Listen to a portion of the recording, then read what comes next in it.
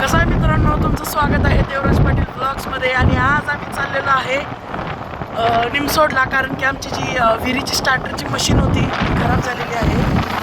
Machine आणि आमच्या बहिणीचं एक सुद्धा दुकान नाही, त्यामुळं आम्हाला खूप प्रॉब्लेम होत आहे.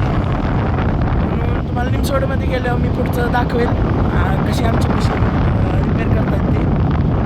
तर मित्रांनो, आम्ही आलेलो आहे इथं कुंभार मिशनरी सेंटर इथं आलेलो आहे.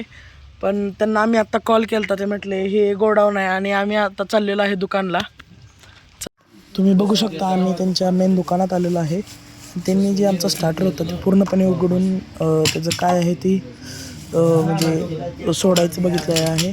आणि आम्ही ते म्हटले नवीन मशीन बसूया आपण, म्हणून आम्ही त्यांच्याकडून नवीन मशीन मागवून घेतलेली आहे आणि ती आम्ही आता बसवणार आहे.